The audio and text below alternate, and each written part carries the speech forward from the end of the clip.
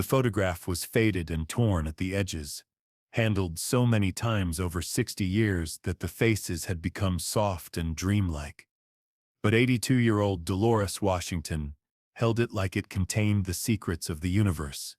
Because to her it did. It was the last piece of evidence that somewhere in the world she had a sister who might still remember the little girl who used to braid her hair and sing lullabies in the darkness of a Chicago orphanage. Sitting in the second row of the Oprah Winfrey Show audience on a crisp October afternoon, Dolores clutched that photograph and tried to find the courage she'd been gathering for 6 decades.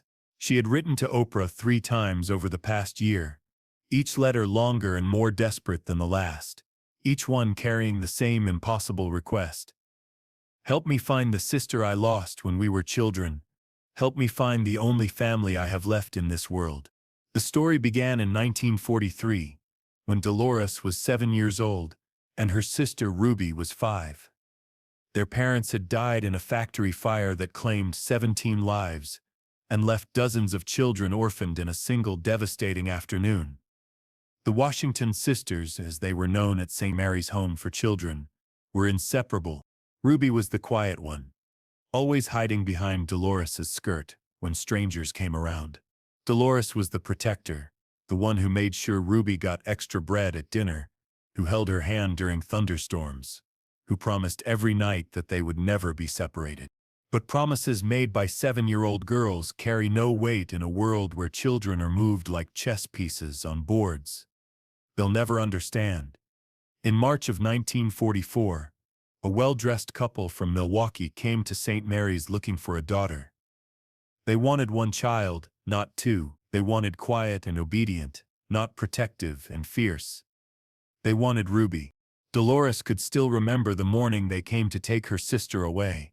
Ruby had clung to her, both girls crying so hard they couldn't speak. Dolores had pressed the photograph into Ruby's small hand, a picture someone had taken of them sitting together on the orphanage steps, smiling despite everything they'd lost. "Keep this," Dolores had whispered. "And remember me. I'll find you someday. I promise." But Ruby's new parents had different plans. They changed her name from Ruby Washington to Ruby Mitchell. They moved from Milwaukee to Minneapolis, then to Portland, then to places Dolores would spend decades trying to trace. They told Ruby that her past was better forgotten, that dwelling on what came before would only bring sadness to her new life. For Ruby, her sister became like a dream that felt real but couldn't be proven. As years passed and she grew up in comfortable middle-class homes, went to good schools, and built what anyone would call a successful life, the memory of a protective older sister began to feel like something she might have imagined. For Dolores, Ruby became an obsession wrapped in love. She aged out of the foster system at 18 with nothing but the clothes on her back and an unshakable determination to find her sister. She worked during the day and searched at night, writing letters to every Mitchell family she could find, calling every Ruby she discovered in phone books across the Midwest. She hired private investigators when she could afford them, which wasn't often. She visited churches and community centers in cities where she thought Ruby might have lived, showing that faded photograph to anyone who would look. She learned to use computers at the public library, spending hours on genealogy websites and social media platforms, searching for any trace of the little girl who had been taken from her so long ago. Now, at 82, Dolores lived alone in a small apartment in Detroit, surrounded by boxes of letters, maps marked with possible locations, and lists of phone numbers she'd called so many times the paper was soft as fabric. Her health was failing. Diabetes had taken most of her vision in her left eye, and arthritis made it painful to write the letters she still sent out every week to adoption agencies, senior centers, and anyone who might have information about a Ruby Mitchell who would now be 80 years old. The Oprah Winfrey Show had been Dolores's last hope, not because she believed in television miracles, but because she'd watched Oprah reunite families before, and something about the way Oprah handled those moments made Dolores believe that maybe, just maybe, her story was worth telling too. Today's show theme was Never Give Up on Love, and Oprah was moving through the audience, sharing stories of persistence and faith. Dolores had been invited as part of the audience after Oprah's producers had been moved by her letters, but she hadn't been scheduled to speak. She was just supposed to be there, to listen to other people's stories of love that endured against impossible odds. But as Oprah talked about the power of hope and the way love can transcend time and distance, something inside Dolores shifted. She thought about all those years of searching, all those dead ends and disappointments, all those nights she'd fallen asleep wondering if Ruby was somewhere in the world wondering about her too. The moment came during a commercial break. Oprah was walking through the audience, chatting informally with guests. When she stopped at Dolores's row, something about the elderly woman caught her attention. Maybe it was the way she held that photograph, or the intensity in her eyes, or simply the energy that surrounds someone who has spent a lifetime, hoping for something just outside their reach. "How are you doing today, sweetheart?" Oprah asked, kneeling down beside Dolores's seat with that natural grace that made everyone feel like the most important person in the room. Dolores looked into Oprah's eyes and saw something she recognized: the capacity to care about stories that mattered, the patience to listen to truths that needed telling. In that moment, 60 years of searching crystallized into a single desperate question. "Miss Oprah," Dolores said, her voice trembling but determined, "I've been looking for my sister for 60 years. She was taken from me when we were children, and this photograph is the only proof I have that she ever existed. Can you help me find her?"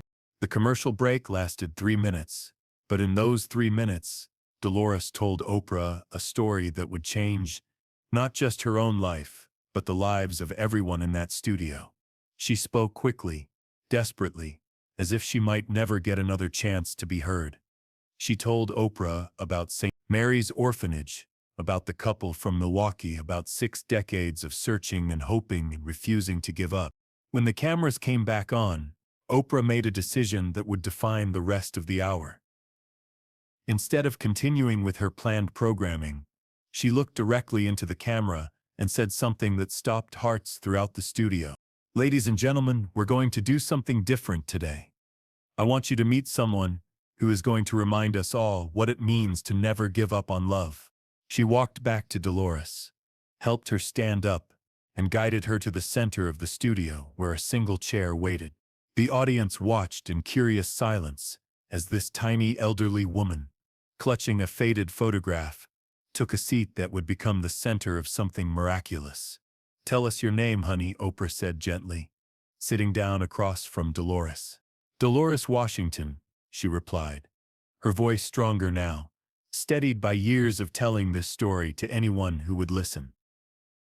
"And I'm looking for my sister Ruby." "Tell us about Ruby," Oprah encouraged, and something in her voice suggested she was no longer just a talk show host. She was a facilitator of hope, a curator of human connection.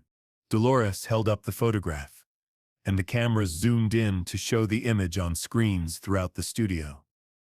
2 little girls, arms around each other, sitting on concrete steps and smiling with the kind of joy that exists, despite tragedy, not because of its absence. "This is Ruby and me at St. Mary's Orphanage in Chicago in 1943. Dolores began, and her voice carried the weight of every year she'd spent missing her sister. "We were 7 and 5 years old. Our parents had died in a factory fire, and we only had each other. Ruby was so small, so scared of everything except me. I used to tell her stories at night, make up adventures about 2 sisters who could fly away from sadness and land somewhere safe." The studio was completely silent. Even the cameramen had stopped adjusting their equipment, drawn into a story that felt more real than anything television usually offered. "What happened to Ruby?"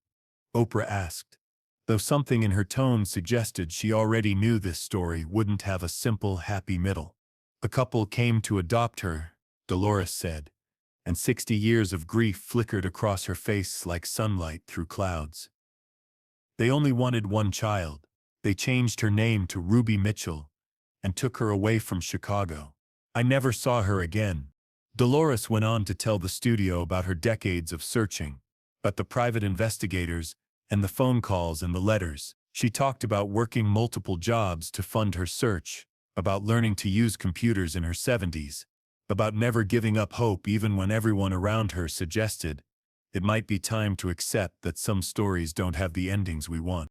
"I know she's out there," Dolores said, looking directly into the camera with the kind of certainty that comes from a lifetime of faith. "I know Ruby is somewhere in this world, and maybe she's looking for me too. Maybe she remembers the sister who used to sing her to sleep. Maybe she kept our photograph all these years." Oprah leaned forward, and when she spoke, her voice carried the weight of someone who understood that some moments are bigger than television, bigger than entertainment, bigger than anything except the human heart's capacity to hope. "Dolores," she said, "what would you say to Ruby if she were watching right now?"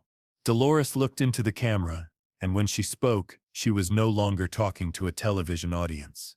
She was talking to the 5-year-old girl who had been taken from her arms 60 years ago. "Ruby, if you're out there, if you're watching, I want you to know that I never stopped looking for you. I never stopped loving you. I know they changed your name. I know they told you to forget your past, but I hope somewhere in your heart you remember us. I hope you remember the sister who promised she would find you." Her voice broke then, but she continued. "I'm old now, Ruby. I'm 82 years old and I don't have much time left. But if you're out there, if you remember me at all, please come home. Please let me see you one more time." The studio audience was crying openly now. These weren't the manufactured tears of television drama, but the real tears that come from witnessing someone's deepest truth spoken aloud. That's when something happened that no one in the studio expected. From the very back of the audience, an elderly woman stood up slowly. She had silver hair and wore a simple blue dress, and she was staring at the monitors that showed Dolores's photograph, with an expression of shock and recognition that was impossible to fake. "Excuse me," she said, her voice barely audible but somehow carrying across the entire studio. "Excuse me, I think that might be me." The studio fell into complete silence. Oprah turned toward the voice, as did every camera in the room. The elderly woman was making her way toward the aisle, moving slowly but with purpose, her eyes never leaving the image on the monitors. "I was adopted in 1944, she said, her voice growing stronger as she walked toward the front of the studio. "From Chicago. My name was changed from Ruby Washington to Ruby Mitchell." Dolores gasped audibly and tried to stand, but her legs wouldn't support her. She gripped the arms of her chair and stared at the approaching woman with an expression of disbelief and desperate hope. "Ruby?" she whispered, and the microphones picked up her voice and carried it throughout the studio. "Ruby? Is that really you?" The woman who had once been Ruby Washington and was now Ruby Mitchell stopped at the edge of the interview area and looked directly at Dolores for the first time in 60 years. "Dolores?" she said, and her voice was the voice of a 5-year-old girl who had never forgotten the sister who sang her lullabies. "Oh my God, Dolores, is that really you?" What happened next was captured by 6 different cameras, but no technology could truly record the magnitude of what occurred in that studio. 2 sisters, separated for 60 years, reached for each other across a space that suddenly felt both infinite and non-existent. Oprah, who had facilitated thousands of emotional moments over her career, found herself stepping back as Ruby rushed toward Dolores. Some moments are too sacred for mediation, too pure for television hosting. Some moments require nothing except witness and space. Ruby knelt beside Dolores's chair, and when they embraced, it was as if 60 years collapsed into nothing. They were 7 and 5 again, 2 little girls who had never really been separated, just temporarily displaced by a world that didn't understand the bonds that matter most. "I kept the photograph," Ruby whispered through tears, reaching into her purse to pull out a piece of paper that was even more worn than Dolores's copy. "All these years I kept our photograph. I used to look at it and wonder if you were real or if I had imagined having a sister who loved me. I told you I would find you," Dolores said, her voice muffled against Ruby's shoulder. "I told you I would never stop looking. I looked for you too," Ruby confessed. "I hired investigators. I searched online. I called every Dolores Washington in the country. But they told me your name might have changed when you married, and I didn't know where to look. The studio audience was witnessing something that transcended entertainment. This was family being restored, love proving itself stronger than time, hope being rewarded after 6 decades of persistence. Oprah, who had been uncharacteristically quiet during the reunion, finally approached the sisters. When she spoke, her voice was thick with emotion. "Ladies and gentlemen," she said, "this is why we never give up on love. This is why hope matters.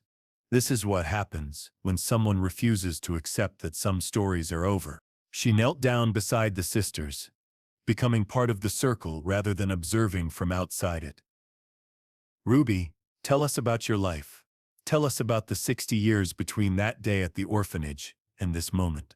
Ruby, still holding Dolores's hands, looked up at Oprah with eyes that were bright with tears and gratitude. "I became a teacher," she said. "I taught elementary school for 40 years. I married a wonderful man named David who died 5 years ago. We had 3 children, 7 grandchildren, and 2 great-grandchildren." She turned back to Dolores. "I had a good life, a blessed life. But there was always this empty space where my sister should have been. Every birthday, every Christmas, every important moment, I wondered about you. I wondered if you were happy, if you were safe, if you remembered me." "I remembered everything," Dolores said. "I remembered how you used to fall asleep holding my hand. I remembered the way you laughed when I made funny faces. I remembered how scared you were of thunderstorms and how brave you were about everything else." "I still don't like thunderstorms," Ruby admitted, and both sisters laughed through their tears. The conversation continued for another 20 minutes, with both sisters sharing pieces of their lives, filling in 60 years of gaps with rapid exchanges of information. Ruby talked about her children and grandchildren, about how she'd told them all about having a sister she'd lost but never forgotten. Dolores talked about her years of searching, about the jobs she'd worked to fund private investigators, about the hope that had sustained her through decades of disappointment. But the moment that would be remembered by everyone in that studio came when Oprah asked a simple question that revealed the depth of both sisters' hearts. "What do you want to do now?" she asked. "You've found each other after 60 years. What happens next?"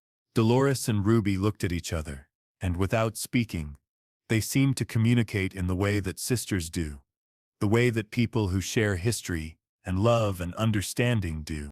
"We want to go home," Dolores said simply. "We want to go home together." "Where is home?" Oprah asked. "Wherever we're together," Ruby replied. "That's where home has always been." The show ended with Oprah making arrangements for both sisters to stay in Chicago, so they could spend time catching up, sharing stories, and building new memories to add to the old ones. The network provided them with a hotel suite, but more importantly, they provided them with something that had been missing from both their lives for 60 years, family. 3 months later, Ruby moved from Portland to Detroit to be near Dolores. They found a duplex where they could live separately but see each other every day. Ruby's children and grandchildren welcomed Dolores into their family with the kind of joy that comes from understanding that love multiplies when it's shared. Dolores finally stopped her searching, not because she'd given up hope, but because hope had been fulfilled in ways she'd never dared to imagine.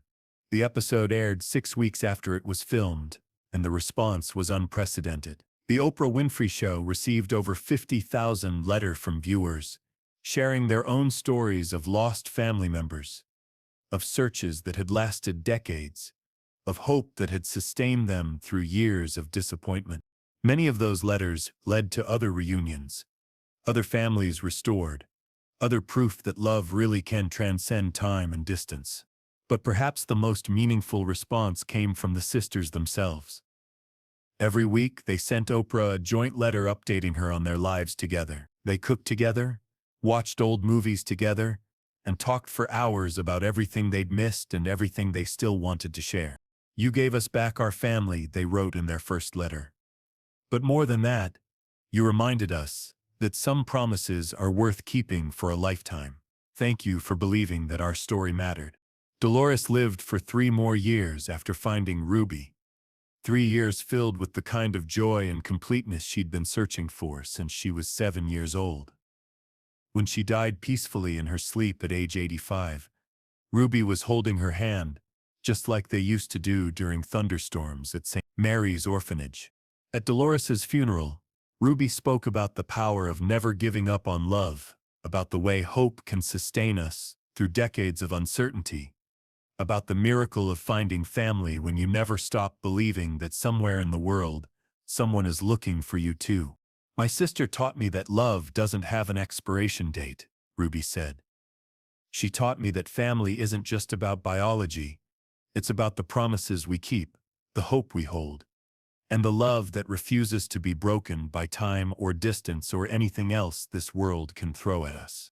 The faded photograph that had started it all was buried with Dolores, but Ruby kept her own copy, along with hundreds of new pictures they'd taken during their 3 years together. Pictures of sisters learning each other's faces again. Pictures of family gatherings where Dolores finally got to meet the children and grandchildren she'd missed. Pictures of 2 elderly women making up for 60 years of lost time. Because sometimes the most powerful stories aren't about what we lose, but about what we refuse to give up on.